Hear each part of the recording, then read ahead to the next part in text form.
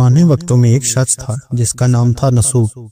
اس کی آواز نرم، جسم نازک اور چہرہ عورتوں جیسا تھا۔ اسی ظاہری شکل کا فائدہ اٹھا کر وہ حمام میں عورتوں کی مالش کیا کرتا تھا۔ یہی اس کی روزی بھی تھی اور چھپی خواہش کی تسکین بھی۔ کئی بار دل نے ملامت کیا لیکن وہ ہر بار توبہ توڑ دیتا۔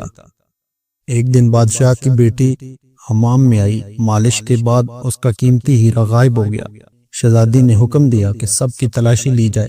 نسوح خوف اور رسوائی سے کانپتے ہوئے ایک کونے میں چھپ گیا۔ وہ روتے ہوئے اللہ سے دعا کرنے لگا، اے اللہ، آج کے بعد میں کبھی گناہ نہیں کروں گا، میری عزت رکھ لے۔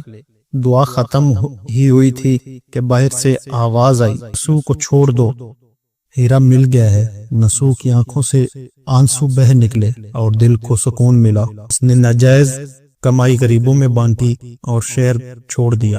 وہ ایک پہاڑی پر جا کر اللہ کی عبادت میں لگ گیا۔ ایک دن ایک بھینس ملی۔ اس نے سوچا مالک آنے تک اس کی دیکھ بھال کرے۔ کچھ دن بعد ایک قافلہ وہاں بھٹک کر آیا۔ نسوح نے بھینس کا دودھ پلایا اور پیاسے تاجروں کو پانی پلایا۔ تاجر متاثر ہوئے اور اسے مال دیا۔ اسی مال سے اس نے ایک کنواں خرید کھدوایا۔ لوگ جمع ہونے لگے اور بستی آباد ہو گئی۔ نسوح کی نیکیوں کی شہرت بادشاہ تک پہنچی۔ بادشاہ ملنے آیا مگر راستے میں ہی فوت ہو گیا۔ رعایا نے نسوح کو تخت پر بٹھایا اور وہی شہزادی اس کی بیوی بنی جس کے ہیرے کھونے پر وہ ہدایت پا گیا تھا۔ کچھ عرصے بعد بھینس کا مالک دربار میں آیا۔ نسوح نے کہا، یہ بھینس ہی اصل میری عزت اور خوشیوں کا سبب ہے۔